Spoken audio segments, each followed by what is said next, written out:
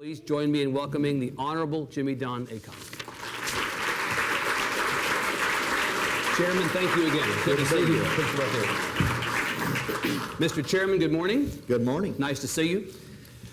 Speaking of polling, I thought I'd begin with the UT Texas Tribune poll results that were published today that found, among other things, that 62% of those polled believe that restoring the cuts to public education made last session should be the top priority of this session. Only 38% disagreed. Are the 62% correct? Should that be where our focus is this session? I think we will see significant restoration of funding this session. Significant restoration, but not total. Let's see if we can come close to what you mean by that. You don't mean the whole 5.4. I would say it's unlikely. Right. And why would it be unlikely? I'm told that you have $8.8 billion more than you thought you did. Couldn't you just go take that money and put it back in? Well, some of that money, remember, was money that has to be spent to pay the bills from last time. Right. And that's probably north of 6 of that. North of 6 in total. That would be for the Medicaid payment? By the time you do the Medicaid, you turn around and you do the reversal of the deferrals for the schools. Right. Things like the forest fires and the reversals of the early payment right. situation. There's a whole list of those things. You've seen them in this. Right. There'll be a little bit of money left over, and of course you've got better times this session than we did last session budgetarily, so there should be more money, but not the full amount. I doubt that we return to the full amount. Now, I'm not on appropriations this time, remember, so. Right, so you have to leave it to the I have to leave it to the appropriators, too. Over the last couple of days, I know the Senate passed a supplemental appropriation that included, I believe, $1.7 billion out of a $6.6 billion bill that would essentially undo the school deferral or delay that you all voted in. Is that correct? I'm reasonably certain that the reversal of the deferrals. Yeah. The deferral. Right. That was 1.7. Now, you all on the House side have not taken up that specific question yet. You've dealt with some of the other items, but not that one.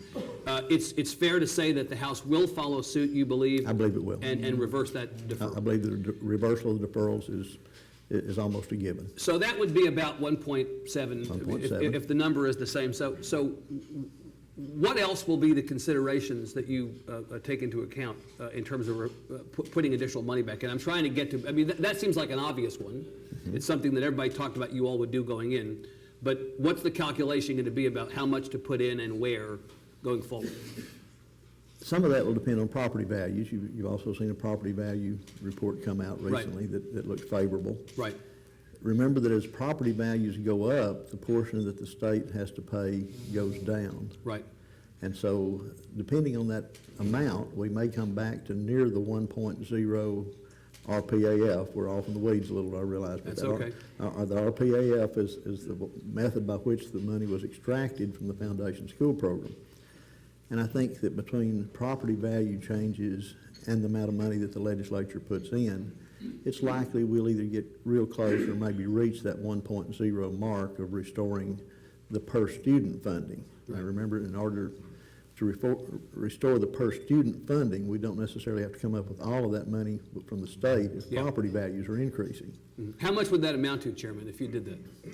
Don't know. I'm not on the appropriations, and I haven't looked at that figure as carefully as I would have last time.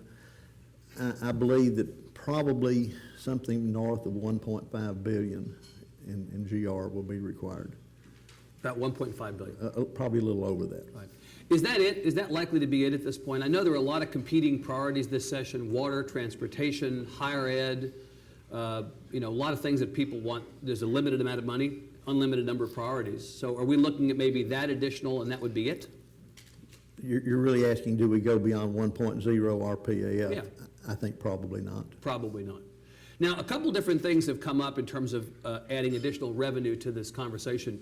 Some Democrats have said if we're going to take money out of the rainy day fund for water and we're going to take money out for transportation, why don't we take money out for education? Some have even suggested they might slow play the vote on those things as leverage to get more money out for education. I think that's a possibility. You may see negotiations or slow walking some of those if you want to.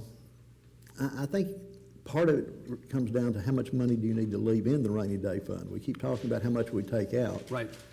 I think you need to come to some strategy of what's reasonable to keep in that fund. Right. And I think most people think we need to keep somewhere at least a minimum of 5% of GR, if not more, in that fund. Right. once you get to that point, then you get the amount over that, Yeah. and you say, well, how much do you put in transportation? How much do you put in water? How much do you put in other things? And at that point, you come to a number that's available that's not as big as most people think it is for education. Now, of course, Chairman, you know that the purpose of the rainy day fund is to fund one-time expenditures. That's right. On the water and transportation issues, there's discussion of some kind of a revolving fund, Yes. loan fund that would jumpstart projects. By what definition of one-time expenditure would you be able to get money out of the rainy day fund to put into public ed? I'm not advocating for this, but I'll give you some examples, Okay. okay? Yeah. After Help us understand. After last week in Houston, I'm a little more cautious, perhaps. Well, we'll come back to what you said to me in Houston in a couple of seconds. I have not forgotten, so go I ahead. didn't figure you would. Yeah. You can do things like TRBs for buildings, for higher education purposes. Right. That's education related. You could do facilities funding enhancement for schools. You could pump places into the school funding Right. stream that was one-time investment. It would be strategic and targeted, but it would not be as systemic or That's right. structural. I think if you pump that money in to just the general per watt of funding, then that becomes an ongoing funding Yeah. as opposed to a single shot funding like a facilities issue. Are you open to such withdrawals from the rainy day fund for purposes like you just described? I'm not willing to make that decision just yet. Right, but you're not saying no. Not saying no, not saying yes. Keeping your powder dry Keeping on my this. powder dry until we see what the money situation looks like and what Yeah. these other programs require and how much money that would leave in the rainy day fund. Okay, now let's get to what you'd said to me in Houston about 10 days ago. The we question have of- to? We do, we absolutely do. Because I've heard that you've started to walk it back, and I want to understand, for the benefit of everybody here, what you actually believe. You said, sort of unprompted, you said, in reference to a question about Senator Eltief's proposed fuel tax, a quarter of which would go to fund public education. You said, I support that. You said, I think I ought to be brave. And you suggested that you would be supportive of such a tax if it resulted in money going into public education. Well, not only public education. Well, but- three-quarters would go to transportation, I realize that, but since you're not chairman of the Transportation Committee, we're going to put that to the side. What you were supporting, in theory, was a measure that would fund, in part, public education. Well, the reason I like fuel tax is multiple. Yeah. One, we need something Yeah. in transportation. Now, be it fuel tax or be it something else, there's even constitutional amendments being proposed to take out the education part of any increases. And so Right. some of those have been running around. I think we can't continue to deny transportation funding. I know I'm not on transportation, never been on transportation. Right. But we've got to have some methodology of funding transportation. It's one of the core functions of government that can only be done by the state, probably. Yep. And to that end, I'm open to almost any conversation about how we fund transportation. And we've, for many years now, been saying simply, no, we will not fund anything by any means. Yeah. And I don't think that's a good solution. I really don't. Do you think it's a good idea, Mr. Chairman, to take taxes in a general sense off the table when discussing the priorities of the state? I don't think so. I think the reality is that when we require a service, transportation being a prime example, there has to be a discussion of revenue, whether that's fees, taxes, whatever you want to call it. Yeah. You have to have a revenue stream that matches the requirement. And our present revenue stream in transportation dates back to 1991 or so, when gas was about $1 a gallon. Right. And it's not a percentage tax, it's a pennies per gallon tax. Right. And we don't pay the same thing for asphalt, concrete, or labor, or anything else. So to that end, I think that's one possibility. For me, it has the appeal. It also raises some revenue For public ed. for public education. But it's not the only thing I'd be willing to consider. If that's not the right answer, then I'm flexible on multiple. You know, there've been odometer taxes proposed. There've been taxes per registration fee Right, increases. your speaker sat up here about 4 weeks ago and suggested the possibility of raising the fee on driver's license. Driver's license fees. However the body comes together on the Right. revenue stream, And you've got to get a consensus of people all headed the same way. But but Mr. Chairman, as I understand it, none of those would necessarily put money into public ed Public specifically. education. Only the fuel tax would. Fuel tax puts 25%. Right, so you're one member of 150 as a vote up or down on those other measures, but on the one that would support funding public education, you're chairman of House Public Ed. So are you or are you not in favor of Senator Eltai's tax? If we can get enough votes to do it, I'd vote for the tax. Let's put it that way. What if you couldn't get enough votes to do it? Would you still vote for the tax? If there's not enough votes to do it, it's probably not going to come up. Right. But am I going to go out and write that tax bill? Heck no. Mr. Chairman, it sounds like you want cover before actually walking out on the edge of the cliff here. I'm asking if you would support this thing regardless of whether it could pass the House and the Senate. There is no such bill presently. Let's Right. put it that way. And I try not to say I would support a specific bill Yeah. until it's written. Yeah. Would I support a bill that increased revenue for transportation? Yes. Am I okay with that including a motor fuels tax? In my personal opinion, yes. Yes. Right. Am I going to write that bill? No. Are there tax bills that would support just public education that you could get behind? People have suggested, look, you move to Texas or you grow up here, you know it's a low tax, low service state, get what you pay for what you get. There are a lot of people who think we ought to be doing better on public education and that therefore more revenue in a fast growing state will necessarily be needed, and some have suggested the possibility of a tax increase just to fund public education. Could you get behind such a thing? Probably not. Why is that? I'm not as certain. What I believe we are probably short in adequacy for education. Yep. Our needs for adequacy are not as great in public education, in my opinion, not to dispute your poll. Yeah. But in my opinion, we are far more clearly inadequate in transportation than we are clearly inadequate in public education. Right. You believe that? I believe that. So as you look at the Judge Dietz's finding in the school finance lawsuit, 600 districts suing, it seemed like a slam dunk for the people who sued.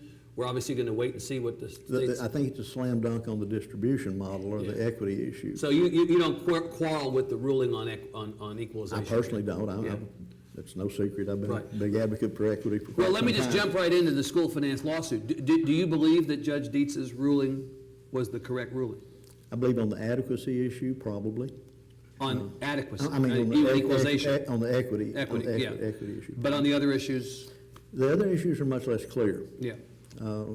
I believe that at some point you have to say that the legislature is responsible for the adequacy issue. Whether people like the amount or don't like the amount. How's the ledge been doing on that? Since you just took responsibility. Last time, it was a pretty miserable experience, to tell you the truth. I was on that appropriations committee and cutting that amount of money, $4 billion out of the foundation school program, another 1.8 or so out of the special programs. Right. Was not a task that I liked, or I don't think hardly anybody liked. Well, I have no doubt that it was miserable, Mr. Chairman, but was it correct? Did you do the right thing? I think given the circumstances, given the figures that were before us at the time, some of which are now being challenged, obviously, I think given the figures that were before us at the time, it was the right move to make. What do you expect that the Supreme Court will do in considering the state's appeal here? What do you think the end game is? Look ahead. Oh, heavens, I'm not a lawyer. Well, come on. But Mr. Chairman, you have a pretty good crystal ball as far as this goes. I mean, Judge Dietz is talking about the possibility of having to find $2,000 per enrolled public school student if the ruling holds. That's it. Well, as we said in Houston last week, that would be the mother of all tax bills if that occurred. Well, there's no other way to find $10 billion a year to put into public education under these conditions unless you pass a tax bill. It would require a huge tax bill, both in terms of probably some additional revenue for the state, and probably would require taking the cap off the property taxes, which is probably even more unpopular. Right. So what we're looking at here is an appeal that is heard. We have a decision sometime in the first part of next year, maybe? Probably. And the legislature, in its infinite bravery, will, of course, kick the special session on public ed funding until after the primary. Probably. Probably so. So we're not going to have a resolution of this thing Although until... the legislature does not call that, the governor calls that. So that'll be on him. That's his call. Right, okay. Would you, if we can get him to agree to do one before the primary, would that be okay with you? Don't care. Don't care. Okay. Doesn't matter, whenever it is, fine. When he calls it, I'm going to show up. You'll show up whenever he says. Okay, good. So maybe we'll see you in a year, basically. We'll be back here talking about this. Let me ask you, generally speaking, about the question of money in public education. You know, Chairman, that there are people who will look you in the eye, good people, and say, money is not the issue on quality of public ed. If you look at the TEA's own rankings, exemplary, recognized, acceptable, unacceptable. The exemplary schools spend on average, according to TEA, about $1,000 per student more than the unacceptable schools. As you go down the list, more money, a little bit less, least amount of money. That feels like a correlation. I'm not a big math guy, but I can do that math. Do you believe there's a correlation? I think there are multiple things at play there. Okay. The money is important. Certainly having more funding gives you more programs, better teacher-student ratios. Those things are certainly a function of the money. Yep.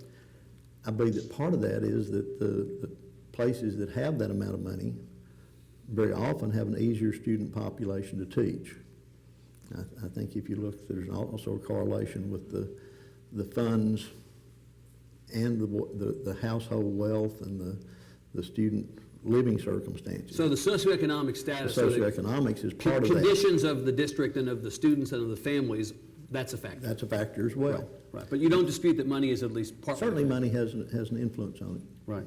The NEA study that came out 2 weeks ago suggested, we talked about this in Houston, Chairman, that Texas has now fallen to 49th out of the 50 states plus D.C. in per student spending. We're now spending on average, according to this study, about $8,400 per student. National average is $11,500.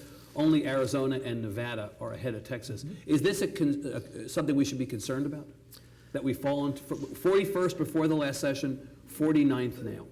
I am concerned about the adequacy, but as I've said before, I'm much more concerned about how we distribute the money that we have available. I think that not only do we have an adequacy question, which is part of what the legislature has to decide. Yeah. I think that much more troubling is that you take the money that's marginally at best adequate and you distribute it inequitably.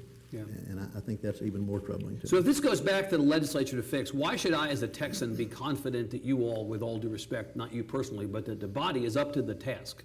We seem to have this situation. It's an endless cycle, basically. You all come in, you propose some method of funding public ed. It goes in, a couple years later it's challenged, it's found not to be constitutional. Go back in, do it again, challenge again, found not to be constitutional. We can put a man on the moon. I can pause live television.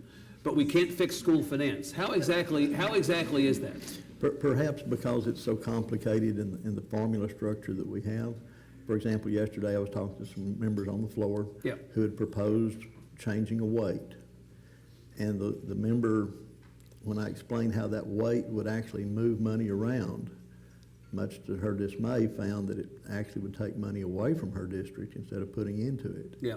Because it's very often very difficult to understand the layers of complexity in that formula. Mm-hmm. We're constrained between the constitutional requirement for adequate and efficient, and we're constrained by you can't have a state income tax. We're constrained by court decisions that says everybody's got to be funded essentially equally, and then you come down to this small problem that not all parts of the state have equal wealth per student. Right. And then you add to that the tax effort and a system of taxation based on property tax effort, and you add that complexity level in on top of it, and it goes back to a snapshot in 2005, 2006. And then we've held harmless layer after layer as we've made tweaks. As somebody says, well, I can't stand that cut because it takes money from my district and puts it somewhere else. Or somebody says, you're going to get more money than I get. Yeah. And so you start doing hold harmlesses, and that just adds to that complexity. And I think our system is complex to the level that it's pretty well unworkable at this point. Well, but Mr. Chairman, you're not building my confidence exactly in the ability of the legislature to come back regardless of what the Supreme Court rules. I'm not thinking, well, it's all going to be fine when you guys get your hands back on this. Well, it's no great secret that for a couple of times now I've advocated, I think we need to erase Chapter 41 and 42 and start over. Right. But to do that, there will be huge losers and huge winners, and very likely only when the gun is to the head of the legislature from the courts will those very difficult votes be possible. And to that end, the court cases, I think, are often necessary to give people the requirement to make those hard votes. Well, there are some people, Chairman, who think that the best thing that could happen for you all would be for the Supreme Court to uphold Judge Dietz, to put that gun to your heads and force you all to pass a tax bill or find the money to put back in that's really the only way this gets easier for all you to fix. I'd say that's a fair assessment. That's probably true? Probably But you're true. not rooting for an uphold in this case. I'm going to leave that to the Supreme Court. Leave it to the court. Let me abruptly move over and ask you about choice. We began the session with Lieutenant Governor Dewhurst and Senator Patrick at a Catholic school here in Austin, talking about expanding school choice and the possibility of some kind of a voucher program that would allow kids to migrate out of the public system where schools are not working and into potentially private or parochial schools. We now seem to have moved away from the idea of a voucher. Voucher is now a V word. You can't even say it out loud. And we're now talking, it seems, instead about an expanded open enrollment that might include additional charters, but not taking public money as far as it goes out of the system. Is that your reading, that vouchers, as we understand them to be, are effectively dead this session? Oh, I don't think so. Senator Paxton introduced what is similar to a voucher, a scholarship program yesterday. Right, but what Senator Paxton introduced would very deliberately not take public dollars and move them out of the system. What he would do is offer a tax credit for businesses who wanted to contribute to a scholarship program. But that would otherwise be public money if it's a tax credit. Right, but the accountability measures that would accompany tax dollars migrating out of the public education system, as I understand it, would not follow these dollars into private and parochial schools. Is that right? Okay. Let me just go back to your original question. Yeah. If I may. I'd say that on anything that takes public money, either directly or indirectly, it's highly likely that our committee, if I have any sense of my committee members, Yeah. will not support something that takes public money into a private setting without accountability for how that money is spent. I think that the accountability must flow with the money. So if Senator Paxton's bill, as I read the news accounts of Senator Paxton's bill, as I understand it, Senator Paxton's bill was written deliberately to wire around this concern that there would have to be accountability that would accompany these public dollars. So you're saying if Senator Paxton's bill does not provide similar or same accountability that the public dollars would have, even though they're doing this as a business contribution with a tax credit, you all think If you it's would... a tax credit, I'm not sure it's a contribution. It Yeah. now removes state money. Yeah. I don't want to prejudge the votes of my committee members. Yeah. It's Well, it a sounds lot. like you just did. I'll guess. Yeah. And my guess is that it'll have a very difficult time in that committee. Right. Well, but for a limited program that would expand school choice by way of more generous open enrollment within districts, or allowing more charter schools Within districts. within districts, and Yeah. allowing more charter schools to Yeah. be approved. Increasing what we call PEG grants, the Yeah. ability to move between districts Yeah. and between schools. I think that will get fairly significant support. Yep. I think the expansion of charters up to a reasonable number that can be processed Yep. will get significant support. Yep. I think the question becomes more taking public money to private entities without accountability. That's the concern. At that point, I think it begins to bog down. There seems to be a lot of support for expanding the number of charter schools as part of a choice program. I wonder whether the TEA's budget was cut to a degree last session, and it was cut significantly, that there are enough inspectors or investigators or whatever you call them. Is there enough oversight within TEA to bust the bad charters? If we're going to expand the number of charters, we want to be sure that the good actors are good, but that the bad actors are out. I don't want to speak for Senator Patrick at this point, but he Yeah. seems intent that we not only expand the cap, but that we close down the bad charters, the ones that are not performing, and pull those charters back and make them available to better performers. Right. And I support him in that effort. Do you Absolutely. understand that Senator Patrick, because we still haven't seen his legislation, as he said to me last Monday at Rice, I have to file a bill by March 8th. That is tomorrow. That's tomorrow. So we haven't seen anything. He's going up to the wire. So I'm asking you to... I'm not going to file a similar bill. You're not. Well, but what I'm wondering is, do you know if Senator Patrick intends to put into his bill some mechanism to increase the oversight of charters? Because saying he wants to increase the oversight is one thing, but TEA's budget was cut. That's where the work would be done.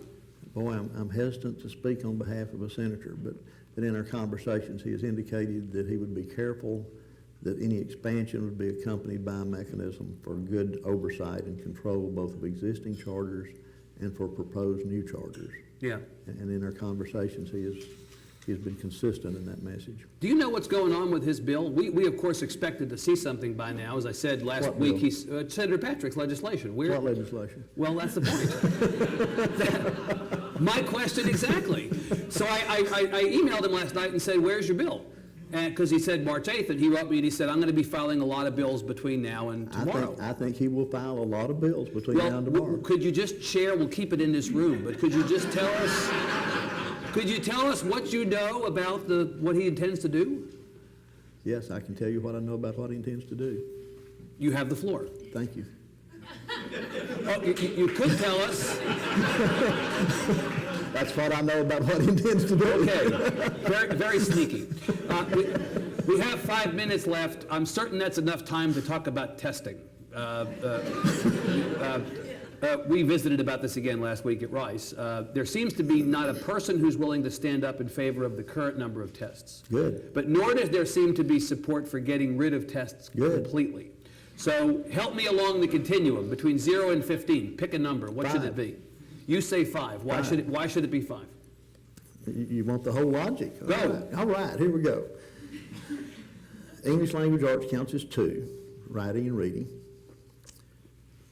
Algebra 1, biology, U.S. history. The reason for those selections are that it involves each general area of a student's school experience. It provides, I think, for a well-rounded emphasis with English language arts, math, science, and social studies. Yes.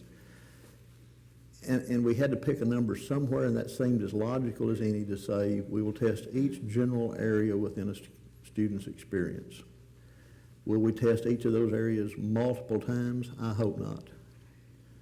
I think that testing in each of those areas to make sure that each of those sections is getting a good emphasis is important. Do I believe in getting rid of tests? Absolutely not. I think we've made good progress by testing students and holding schools accountable, and I think we should continue a reasonable degree of that. Do I think our present system is reasonable? Absolutely not. I do not believe our present system is working. How did we get here? I keep asking people who are angry about testing on both sides, and they keep doing this like in the cartoons. Nobody actually wants to take responsibility for how we got to this point. Part of the reason the House is so intent on this issue is that when that bill was originally done, I was not part of the conference committee, or back then hardly knew what was going on, to tell you the truth. My understanding is that bill left the House with 2 tests in it, and by the time the conference committee was over, it had 15. And how did we get from 2 to 15 in the conference committee? I have no idea. Really? No earthly idea. Does anybody know? Who can I ask about this? No idea. No idea.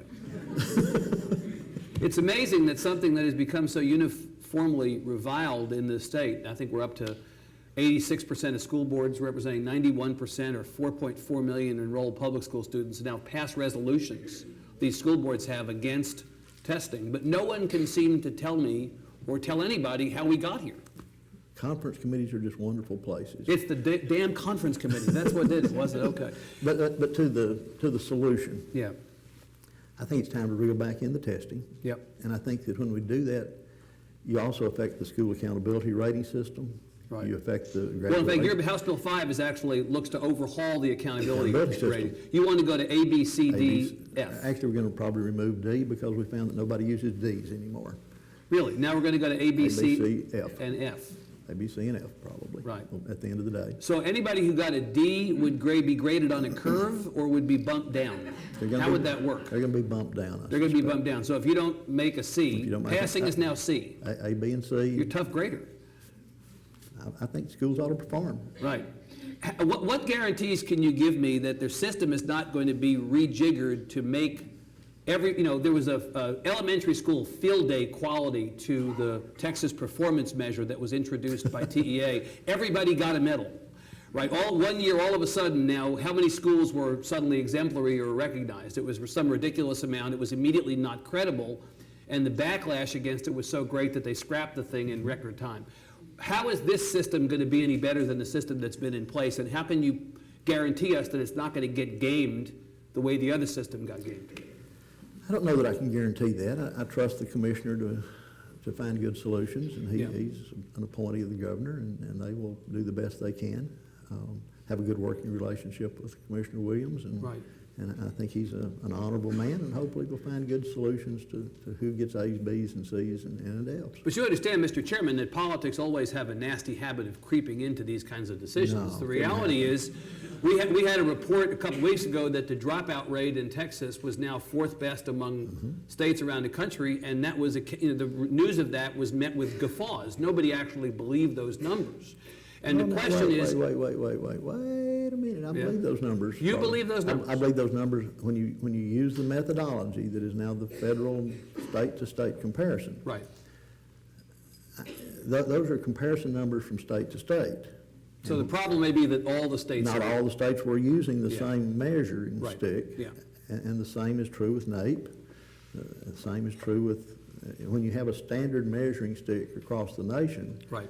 it becomes a little clearer whether somebody's doing well or not doing well. And I think compared to other states, we're doing pretty well in that category by that measuring stick. Right. Do you think those numbers isolated from the other 50 states are an accurate reflection of our graduation rate in Texas?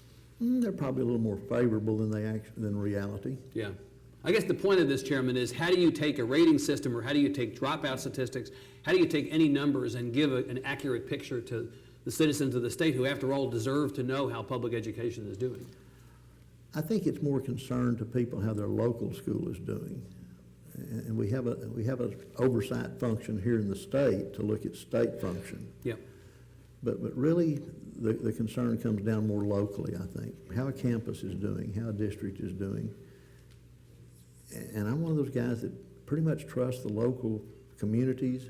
As many mistakes as we see them make at times, a local decision only affects local people. Mm-hmm. When we make a mistake at the state level, it affects everybody. And so I'm a big believer that you need to push those decisions down, and HB 5 attempts to push some of those decisions Down to the district level, if not below that. And I think part of our dilemma has been trying to take a one-size-fits-all across the state, and I want to try to get away from that. Okay, let me ask you one last question before we invite the audience to join us in the conversation. Steve Murdoch, the former state demographer, former U.S. Census Bureau director, says that back in 2000, the 5 and under population in Texas was 44% Latino, 40% Anglo. When he projects ahead to 2040, it's going to be 70% Latino, 17% Anglo. What are you and your colleagues up the street doing to get out ahead of the precipitous demographic change that's coming and will obviously impact in an enormous way public education? My last meeting yesterday afternoon was with the Mount folks across the street from the Capitol there. They've got to be involved in it. The decision-making cannot be old gray-haired white guys like me. I mean, it has to involve yesterday I found the new term, young bucks. Young bucks. Young bucks, the guys with the good hair and the dark brown skin, and they're calling them young bucks in Mount now. And so that was sort of a new endeavor to me. And they're going to have an important say in what education looks like. We're going to have to find strategies for every child, whether Latino, Black, Anglo, whatever. Mm-hmm. And I think HB 5 is my best attempt, maybe not a perfect attempt, but my best attempt to do away with any semblance of tracking. We presently have a degree that says it's a minimum degree, and we can put people in that minimum degree, and by the way, once they do that, they can't go to a four-year university. I want to get rid of that. I feel strongly that I want every kid with a high school diploma to be able to go to college if they see fit to. At the same time, if they want to go to a craft job or a technical job, whether they're Black, brown, or whatever, I want them to be able to do that. Are you advocating for a separate career and tech track alongside the, no? No, I want that family to make that decision. If you've looked at HB 5, it says there's a foundation that everybody gets. And then there's this set of endorsements. It says if you want to head this way, head that way in life. And hopefully many students will get that endorsement for whatever they're interested in. Yep. And the substitute, which you probably have not seen, has a distinguished level at the top of it that says, and by the way, if you're going to go to college, go take that Algebra 2 and take that additional science. The point is to give more flexibility for students of all types and at all levels. All types, at all levels, right. In every situation, and for that to be a student and family decision, not something that's made says, I think you need to take the minimum diploma. And that's the best way we can get out in front of that change. I think it's the present way we can get out in front of it.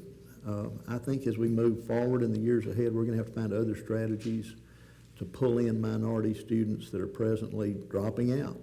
I mean, we have, people talk about tracking. We have a tracking system right now. It's called dropout. And we've got to stop that and reverse that. The dropout figures are not the same for every demographic.